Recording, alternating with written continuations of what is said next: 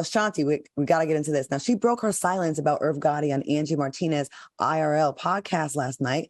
Ashanti made it clear that she's never been in a relationship with Irv, but did say they dealt with each other.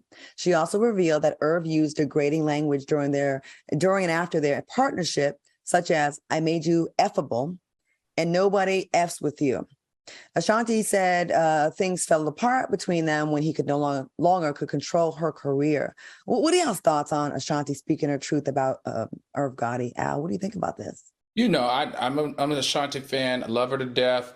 But this just was a little awkward for me. I mean, it's quite clear that you guys were together in some form or fashion. I think she should have spinned it a little different. You know what I mean? I really liked the way she tried to spin it in the song with P. Diddy, and I rocked with that, where she was like, oh, you missing it, you were thirsty, whatever. I thought that was a good way of handling it, where in the interview, she tried to act like, you know, he's lied about a lot of things as if he was lying, and then she did confess that they were not boyfriend or girlfriend. So I don't know. For me, I would have liked her to joke it off and push it to the side instead of saying that she was not his boyfriend. I mean, that she was not his girlfriend and he was not her boyfriend. Okay. Q, what do you think? Listen, the way Irv went about it and tried to, you do the whole immature thing, like the whole I smashed it thing, I totally get her for wanting to refute it. I can't tell somebody else what their truth is, but I can tell you what a lot of my celebrity friends don't told me on the phone, okay? And what they have said in my ear, allegedly in all capital letters, that it is beyond industry knowledge that those two are full aligned with one another, and that it just is what it is. Now, whether you want to get caught up in the minutia of if we were boyfriend and girlfriend or not, we can save that conversation for a later day. But it is allegedly very widespread industry knowledge that those two had some type of dealings with each other that went beyond a platonic relationship. And they probably did. But I'm going to go ahead and say this.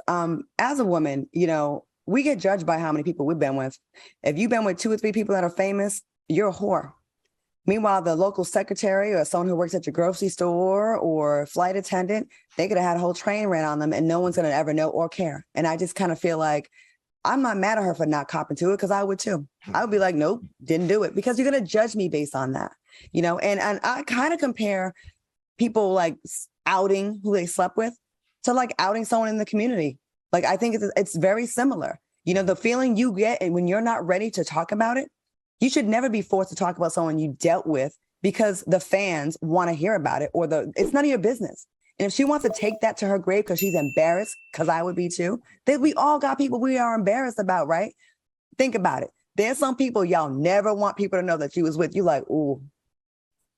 And I don't blame her. Let me tell you something. She's going to get dragged for something that a man's going to get celebrated for. And I totally get it, Ashanti. And I would have said to my grave, nope. I wouldn't have. Let me tell you something. Some of y'all hoes out here giving up Tootsie Cat for dinners at Houston's and bags. Okay. If she gave up a little bit of Tootsie Cat for a career, baby, she gave it up the right way. Leverage that thing. Tootsie Cat is used for emergencies and leveling up, okay? Oh my God. Not crab legs and bags, okay? So no, I would not be ashamed. Baby, she squalls, instead of squeezing out babies, she squalls out 3 albums or whatever the hell she did messing around with Murder Inc. I wouldn't be ashamed. And it ain't like Irv Gotti looked like Rerun. He was the president of the network. I'd rather been sleeping with Irv Gotti than sleeping with the sound engineer. Okay, she got a good old album. I'd have got on that thing and said, did. And thanks to it, me, my mama, and my sister could live happily ever after off that album. Thank you, Irv.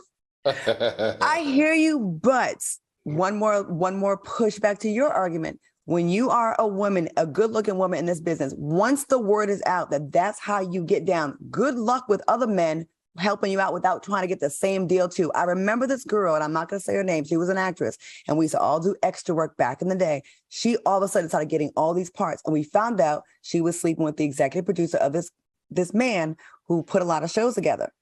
So we all knew it, like, in the the extra world, the low level actresses, right? The background community, we like, oh, she done made it, right? And we like happy for her at first, but because of that, that became the standard. Like nobody else was not going to help her out unless she gave them the same thing she gave the other guy, and she was kind of stuck. So I get what you're saying, but there's, I'm just Claudia, y'all give it up for less, okay? Right. Y'all give it up for not me, girl. Speak for yourself. Listen, it's 2022. Okay. It's time to leverage that thing. If you gonna give it up for 2 clusters of crabs and a doggone Coach bag, because back in the 90s, y'all was giving it up for Coach bags, because Coach was hot back then. If you gonna give it up for 2 clusters of crabs and $170 Coach bag, why not give it up for a career? Oh my God, we're your friends, not for 2 clusters of crab. And a Coach bag. And a Coach bag. You know what? Too. Ladies, go ahead and make your money so I can have these conversations about you. You'll feel so much better. And who wants to have sex with someone for a Coach bag? All right, y'all.